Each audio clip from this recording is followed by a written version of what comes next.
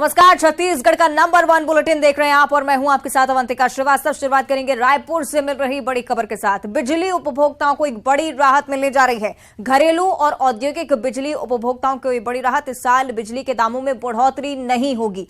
जन सुनवाई के बाद नियामक आयोग का यह बड़ा फैसला।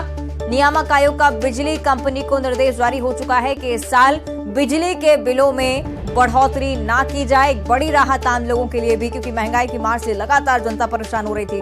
बिजली उपभोक्ताओं को ये बड़ी राहत। नियामक आयोग की तरफ से बड़ा फैसला। बिजली की दरों में इस साल कोई बढ़ोतरी नहीं होगी।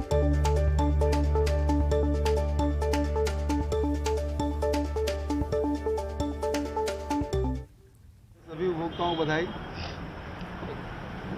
देखो, एक तरफ कर्ज भी नहीं लिए, दूसरी तरफ बिजली बिल भी नहीं बढ़ रहा है, तो ये तो उपभोक्ताओं को, किसानों को, सबके लिए अच्छी खबर है।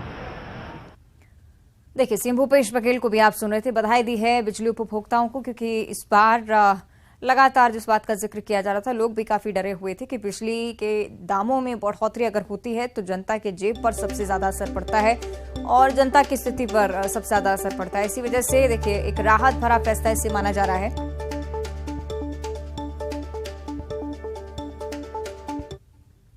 चलिए, इस पर हम ज्यादा जानकारी के लिए सहयोगी युगल तिवारी का रुख करेंगे। युगल, बड़ी राहत जनता के लिए, क्योंकि अगर बिलों में बढ़ोतरी होती तो जनता की जेब पर सीधा असर पड़ता, लेकिन इस स्थिति से पार पाते हुए जनता के लिए राहत है। युगल।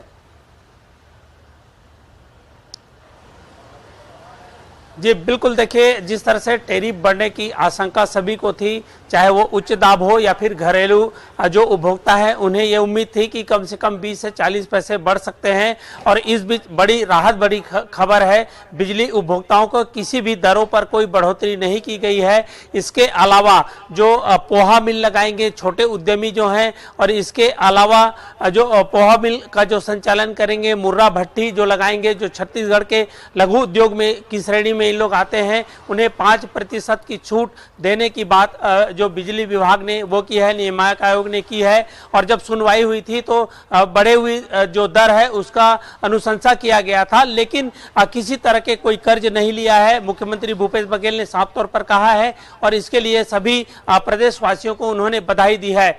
इसके अलावा जो किसान थे, जिनके यहाँ कृषि पंप लगे थे, उन्हें यथावत राहत रहेगी। और जिस तरह से बोर कनेक्शन जहां पर है वहां पर एक पंखे लगाने की भी छूट उन्हें मिलेगी। इसके अलावा जो माओवादी क्षेत्र है वहां पर जो टावर लगाएंगे उसमें जो 50% का जो छूट था अन्य कनेक्शन को लेकर के, वो छूट को यथावत रखी गई है। साथ ही साथ जो डायग्नोसिस सेंटर है या फिर अन्य जो अस्पताल है, नर्सिंग होम है, उनके लिए उनकी बस जो छूट की सीमा है उसे 7% से घटा करके 5% की गई है। कुल मिलाकर ये कहा जा सकता है प्रदेश के उपभोक्ताओं को इस बार किसी तरह का झटका नहीं लगा है और ये प्रदेश के बिजली उपभोक्ताओं के लिए बड़ी राहत की खबर कही जा सकती है। जी निश्चित तौर पर बड़ी राहत की बात यही कि लोगों की जेब पर अब असर नहीं पड़ेगा। शुक्रिया आपको युगल जानकारी के लिए। और इस बीच रायपुर से एक और बड़ी जानकारी मिल रही है। सीएम भूपेश बघेल एक बार फिर से दिल्ली के लिए रवाना हो चुके हैं। कांग्रेस के राष्ट्रीय अध्यक्ष मल्लिकार्जुन खड़गे ने एक बार फिर से उन्हें दिल्ली बुलाया है। थोड़ी ही देर पहले लखनऊ से प्रेस कॉन्फ्रेंस कर वापस रायपुर लौटे थे सीएम भूपेश, और दिल्ली में आगे की रणनीति पर चर्चा होनी है। इसी वजह से मल्लिकार्जुन खड़गे ने सीएम भूपेश बघेल को दिल्ली बुलाया है। केंद्र के खिलाफ आंदोलन को लेकर रणनीति कांग्रेस में लगातार तैयार की जा रही है। हालांकि देखना होगा कि इसके बाद कांग्रेस की रणनीति के तहत क्या कुछ आगे आता है, लेकिन फिलहाल की जानकारी कि सीएम भूपेश बघेल दिल्ली के लिए रवाना हो चुके हैं। राष्ट्रीय अध्यक्ष ने एक मीटिंग बुलाई है और उस मीटिंग में मैं जा रहा हूँ और विषय मुझे पता नहीं। राष्ट्रीय अध्यक्ष ने एक मीटिंग बुलाई है और उस मीटिंग में मैं जा रहा हूँ और विषय मुझे पता नहीं। और इधर लखनऊ में सीएम भूपेश बघेल ने केंद्र सरकार पर जमकर निशाना साधा। सीएम भूपेश बघेल ने कहा कि राहुल गांधी की आवाज को दबाया नहीं जा सकता, क्योंकि वो जनता की आवाज बन चुके हैं और राहुल गांधी के मसले को जनता के बीच हम ले जाएंगे। कांग्रेस ने सत्याग्रह करना दुनिया को सिखाया है। अभी 2024 के चुनाव दूर हैं और इससे पहले कोर्ट और जनता के दरबार में कांग्रेस जाएगी। इसके साथ ही उन्होंने ये भी कहा कि नीरव मोदी, ललित मोदी ओबीसी वर्ग से नहीं आते, इसलिए ओबीसी वर्ग के अपमान का तो सवाल नहीं उठता है। बीजेपी खुद ही ओबीसी का अपमान कर रही है, ये बात भी उनकी तरफ से कही गई।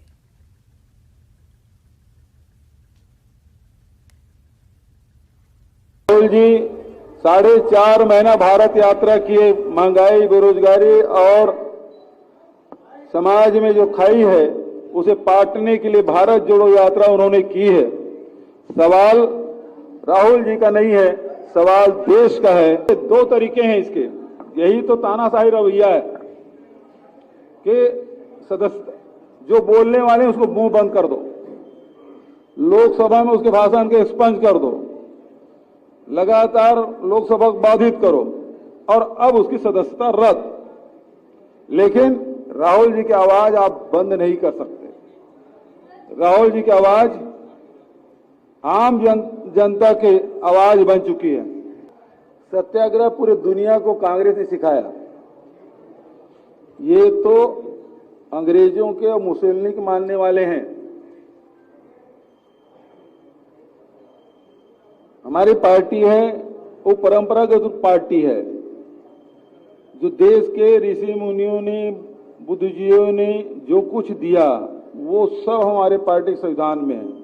ये लोग मुसोलिनी से यही सीख के आए, जो विरोधी है, जो आपके असहमत है, उसे कुचल दो, दबा दो। और मैं तो पिछड़े जाति का हूं। हमारे यहां भारतीय जनता पार्टी के राष्ट्रीय अध्यक्ष पूर्व मुख्यमंत्री ठाकुर रमन सिंह, मुझे छोटा आदमी कहते हैं, इसके यहां भाई राजेश तिवारी का एक उपचुनाव हुआ अभी, वहां मुझे चूहा, बिल्ली, कुत्ता इन शब्दों से संबोधित किया। तो पिछड़ों के बारे में इनकी सोच क्या है और अभी तक की जाति जनगणना क्यों नहीं कराए? और दर ईडी की कार्रवाई को लेकर भी सीएम भूपेश बघेल ने निशाना साधा है। उन्होंने कहा है कि कोई वर्ग नहीं बचा है जिसके यहां पर ईडी ने छापेमारी नहीं की हो। लेकिन हैरानी की बात यह है कि ईडी बीजेपी शासित राज्यों में छापेमारी नहीं करती है। लगता है कि बीजेपी शासित राज्यों में ईडी का ऑफिस नहीं है। बीजेपी नेताओं के इशारे पर कार्रवाई हो रही है और उधर बीजेपी ने भी सीएम के इस बयान पर पलटवार किया है।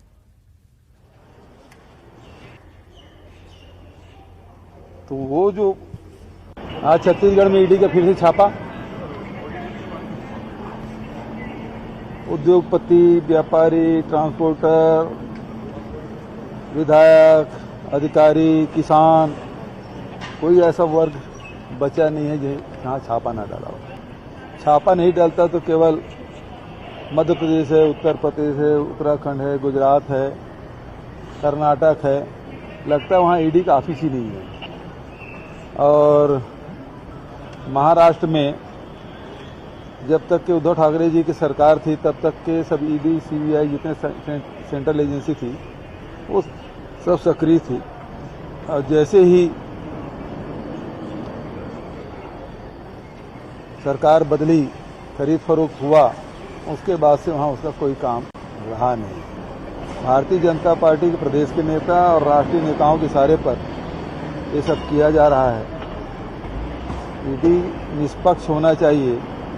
कर्नाटक में जहाँ 40% की सरकार है, जहाँ 6 करोड़ रुपए एक विधायक के यहाँ मिला, जिसको बेल मिल गया था, आज पता चला कि हाई कोर्ट ने उसकी बेल को खारिज कर दिया। मैंने सुना वो महादेव ऐप में भी कार्रवाई नहीं कर रहे हैं क्योंकि भारतीय जनता पार्टी शासित राज्यों के नेताओं के भी नाम आ गए हैं। इस तरह से वो महादेव पार्टी के लोग चर्चा करते नहीं। ईडी आगे बढ़ते हैं और अब बात करेंगे बिलासपुर की, जहां पर आरक्षण विधेयक पर राज्यपाल ने एक बड़ा बयान दे दिया है। राज्यपाल बिश्वभूषण हरिचंदन जिन्होंने कहा है कि पिछले राज्यपाल के समय का ये मसला है जो कि विवादित था और अब जो स्थिति है वो सब जानते हैं। मामले का उसी समय पटाक्षेप हो चुका है। वहीं सीएम ने कहा है कि पूर्व राज्यपाल ने 1 घंटे में विधेयक पर हस्ताक्षर करने की बात कही थी। कैबिनेट मंत्री अमरजीत भगत का बयान भी इसे लेकर सामने आया। कैबिनेट मंत्री अमरजीत भगत ने कहा कि आरक्षण हमारा अधिकार है और हम इसे लेकर रहेंगे। भाजपा पर्दे के पीछे छिपकर आरक्षण रोकना चाहती है।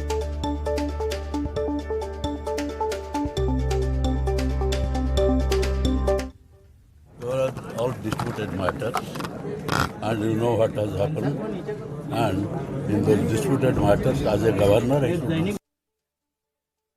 पिछले राज्यपाल ने तो सीधा कहा था कि 1 घंटे में हस्ताक्षर कर दूंगी करके, उसी आधार पे तो हम लोग किए और उसके बाद उसका ट्रांसफर हो गया। उनके बयान से लेकिन ये प्रतीत हो रहा है कि शायद ये राज्यपाल भी आरक्षण में फैसला नहीं लेने वाले। आरक्षण हमारा अधिकार है, हम इसको लेके रहेंगे और भारतीय जनता पार्टी पर्दे के पीछे छुप करके जो आरक्षण को अटकाने का कोशिश कर रही है, उनको ये भारी पड़ेगा। राज्यपाल जी को पुनः इस पे विचार करना चाहिए और जो पूर्व में आदिवासी वर्ग को एवं अन्य पिछड़ा वर्ग को, एससी वर्ग को जो आरक्षण मिलता रहा है, वो जिसके लिए विधानसभा में बिल पारित करके राज्यपाल के यहाँ दस्तखत करने के लिए भेजा गया, तत्काल उसको दस्तखत होना चाहिए। आगे बढ़ते हैं। रायपुर से एक बड़ी खबर है। कांग्रेस प्रदेश कार्यकारिणी की बैठक हुई है और कांग्रेस प्रदेश प्रभारी की अध्यक्षता में बैठक संपन्न हुई। राहुल गांधी की सदस्यता खत्म होने का ये मामला, जिसे लेकर बैठक में कहा गया है कि आंदोलन तेज करने पर रणनीति बनाई जा रही है। इस मसले को जनता के बीच कांग्रेस लेकर पहुंचेगी। लोकतंत्र को बचाने के लिए जमीन की लड़ाई कांग्रेसी लड़ेंगे और हर बूथ पर जाने का कार्यक्रम अब कांग्रेस ने बना लिया है। ये तमाम बड़ी बातें इस बैठक के बाद सामने आई।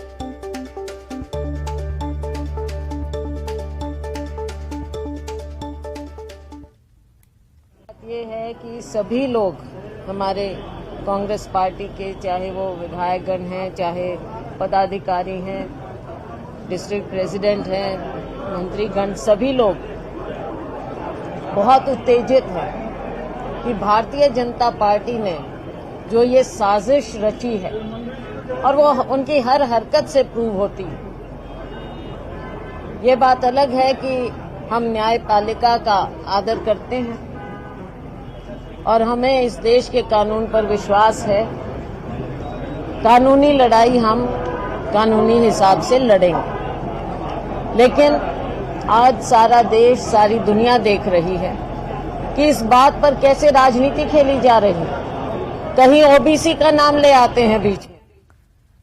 और इधर छत्तीसगढ़ में शराबबंदी का मुद्दा लगातार गर्माता जा रहा है और इस मसले पर बीजेपी ने कांग्रेस सरकार पर जमकर निशाना साधा है। शराबबंदी कमेटी के दौरे पर विपक्ष ने कई सवाल खड़े किए हैं। पूर्व मंत्री अजय चंद्राकर ने शराबबंदी की कमेटी को मनोरंजन कमेटी करार दिया, जिस पर कमेटी के अध्यक्ष सत्यनारायण शर्मा ने बीजेपी पर पलटवार किया। शर्मा ने कहा कि इस कमेटी में बीजेपी के विधायकों को भी शामिल किया गया है, लेकिन बीजेपी अभी तक अपने 2 विधायकों का नाम तक नहीं दे पाई है। बीजेपी इस मसले पर सिर्फ और सिर्फ सियासत कर रही है। मनोरंजन के लिए वो कमेटी जितनी जगह वो दौरे में गई, अब लगता है कि माननीय सत्यनारायण शर्मा जी के मनोरंजन के लिए वो कमेटी बनी है, घूमने के लिए। बुढ़ापे में उनको तीर्थ करने का अवसर मिल रहा है सरकार की कृपा से, ये बहुत अच्छी बात है।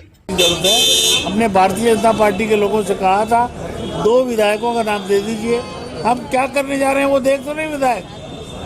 अजय चंद्राकर जी की पार्टी के लोगों ने कोई नाम नहीं दिया। आरोप लगाना उनका काम है। ईश्वर उनको सद्बुद्धि दे, विवेकशील बने।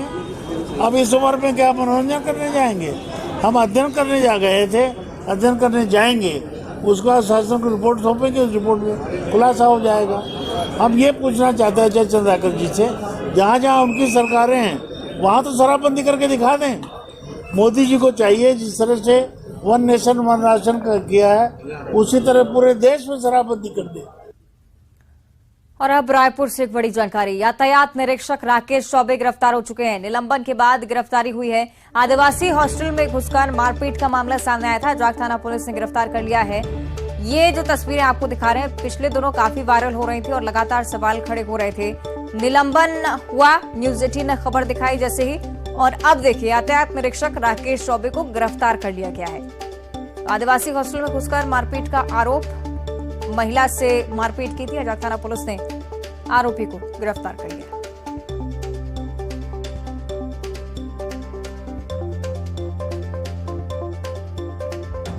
तो मामला आपको बता रहे हैं यातायात निरीक्षक राकेश चौबे से जुड़ा हुआ, जिन्हें न्यूज 18 पर खबर दिखाए जाने के बाद निलंबित कर दिया गया था और अब उनकी गिरफ्तारी हो चुकी है। आरोपी के हॉस्टल में घुसकर महिला से मारपीट की थी। उसके बाद से ही ये वीडियो भी लगातार चर्चा का विषय बना हुआ था। प्रमुखता से खबर दिखाए जाने के बाद उन्हें निलंबित किया गया और अब राकेश चौबे की गिरफ्तारी हो चुकी है। आगे की कार्रवाई जारी। और अब जांजगीर चांपा से बड़ी खबर है। महादेव ऐप सट्टा पर पुलिस की बड़ी कार्रवाई एक बार फिर से देखने को मिल रही है। ऑनलाइन सट्टा चलाने वाले गिरोह का खुलासा हुआ है।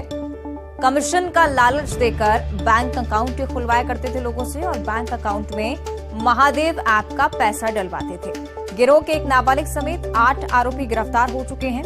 8 मोबाइल और 3 बैंक पासबुक भी इनके हवाले से जब्त किए जा चुके हैं। तो जांजगीर चांपा से खबर आपको बता रहे हैं, जहां पर पुलिस ने महादेव ऐप के खिलाफ एक बार फिर से बड़ी कार्रवाई की। एक बड़ा नेटवर्क छत्तीसगढ़ में पसरा हुआ है, जिसे लेकर लगातार पुलिस खोजबीन में जुटी रहती है। पहले दुर्ग और भिलाई से भी हमने कार्रवाई का सिलसिला देखा और अब देखिए जांजगीर चांपा से भी 8 आरोपियों को गिरफ्तार किया गया है। आप समझ सकते हैं स्तर क्या है इस नेटवर्क का। आगे बढ़ते हैं, दुर्ग से एक बड़ी जानकारी। दुर्ग नगर निगम का बजट पेश हो चुका है। महापौर धीरज बाकलीवाल ने बजट पेश किया है और कुल मिलाकर 3 अरब 84 करोड़ 39 लाख का ये बजट है। बजट में व्यय का प्रावधान, जो कि आपको बता रहे हैं, 3 अरब से ज्यादा है। 13,35,000 लाख का बजट पेश किया गया। शहरवासियों के लिए बजट में कई सारे सौगातें भी हैं। शहरवासियों को सोफा देने का भी वादा किया गया है। साथ ही साथ मूलभूत सुविधाओं का सौंदर्यीकरण होगा, ये भी इस बजट का एक महत्वपूर्ण पहलू है।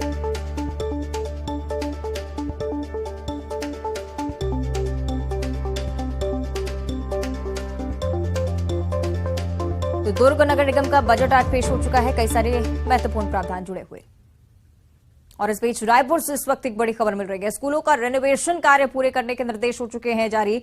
15 जून से पहले कार्य पूरा करने के निर्देश हैं। स्कूल भवनों, आश्रम, छात्रावासों का सर्वे कराने के निर्देश भी दिए जा चुके हैं। नए शिक्षा सत्र के पहले दिन से ही वितरण होगा।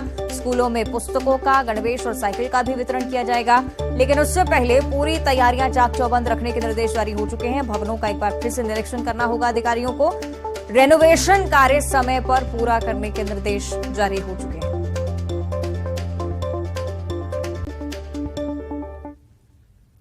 और अब देखिए 25 सेकंड में खबर। कवर्धा के दौरे पर मंत्री मोहम्मद अकबर जिला स्तरीय किसान सम्मेलन में हुए शामिल, विकास कार्यों का किया लोकार्पण। कांग्रेस चलाएगी लीडरशिप डेवलपमेंट मिशन। 39 ST/SC सीटों पर चलाएगी लीडरशिप डेवलपमेंट मिशन। राजधानी रायपुर में ईडी कार्रवाई को लेकर बीजेपी ने प्रदेश सरकार पर साधा निशाना, कहा गिरफ्तार हुए अधिकारियों को कोर्ट क्यों नहीं दे रही है जमानत। भ्रष्टाचार विरोधियों पर कार्रवाई का करना चाहिए स्वागत। अंबिकापुर में भगवान राम की निकाली गई शोभा यात्रा, हजारों की संख्या में राम भक्त हुए शामिल। अयोध्या मंदिर और मां काली की झांकी बनी आकर्षण का केंद्र। जांजगीर चांपा में महादेव ऐप सट्टा पर पुलिस की बड़ी कार्रवाई, नाबालिग समेत 8 आरोपी गिरफ्तार। कमीशन का लालच देकर खुलवाते थे बैंक अकाउंट। कांकेर जिले में एक बार फिर कोरोना ने दी दस्तक। केरल से लौटे पति पत्नी पाए गए कोरोना पॉजिटिव। जिला स्वास्थ्य अधिकारी अविनाश खरे ने की पुष्टि। मनेंद्रगढ़ पुलिस ने सरिया चोर गिरोह का किया खुलासा, 3 आरोपियों को किया गिरफ्तार। जुडिशियल रिमांड पर भेजे गए सभी आरोपी। बुलंदबाजार में महामाया के दरबार में भक्तों का सैलाब। सप्तमी पर माता स्वयं देती हैं भक्तों को आशीर्वाद। मंदिर में 2000 से ज्यादा मनोकामना जोत जलाए गए। सूरजपुर में वन विभाग की टीम ने घायल बाघ का किया रेस्क्यू। कालामांजन के जंगल में बाघ ने 3 ग्रामीणों पर बोला था हमला। रायपुर में टीआई की गुंडाई का वीडियो आया सामने। आदिवासी महिला के साथ मारपीट का आरोप, महिला की शिकायत पर टीआई गिरफ्तार। रायपुर में महिला ठग गिरफ्तार। शासकीय आवास दिलाने के नाम पर ठगी का आरोप, 3 दर्जन से ज्यादा लोगों से की थी ठगी। कवर्धा नगर पालिका परिषद का बजट पेश, 86 करोड़ 31 लाख 9 हजार का बजट। पालिका अध्यक्ष ऋषि शर्मा ने पेश किया बजट। बजट में किसी तरह का नया टैक्स नहीं। दुर्ग नगर निगम का भी बजट पेश, महापौर धीरज बाकलीवाल ने पेश किया बजट। 3 अरब 84 करोड़ 26 लाख के व्यय का प्रावधान। शहरवासियों के लिए कई सौगातें। महासमुंद में मछली से भरी पिकअप वैन पलटी, हादसे के बाद सड़क पर बिखरी मछलियां। पिथौरा मेमरा के पास हुआ हादसा। चैत्र नवरात्र के 7वें दिन रायपुर के देवी मंदिरों में उमड़ी भक्तों की भीड़। आज मां कालरात्रि की होती है पूजा। लखनऊ में केंद्र सरकार पर बरसे सीएम भूपेश बघेल, कहा राहुल गांधी के आवाज को दबाया नहीं जा सकता। राहुल गांधी के मामले को जनता के बीच ले जाएंगे। भीमा मंडावी हत्याकांड पर सीएम बघेल का बयान, मंडावी को दी गई थी अतिरिक्त सुरक्षा। मंडावी ने नहीं किया था सुरक्षा निर्देशों का पालन, न्यायिक जांच में खुलासा। धान खरीदी पर बीजेपी नेताओं के आरोप पर सीएम भूपेश बघेल का बयान, कहा बीजेपी है किसान विरोधी, जनता सिखाएगी उन्हें सबक। शराबबंदी पर बनी कमेटी के अध्यक्ष सत्यनारायण शर्मा पर पूर्व मंत्री अजय चंद्राकर का तंज, कहा सरकार बुढ़ापे में करा रही है तीर्थ यात्रा, अच्छी बात है। आईईडी की चपेट में आए कांकेर में सर्चिंग पर निकले जवान, ब्लास्ट में बीएसएफ के 2 जवान घायल, इलाज के लिए रायपुर किया रेफर। और बुलेटिन में इतना ही, देखते रहिए न्यूज़ 18।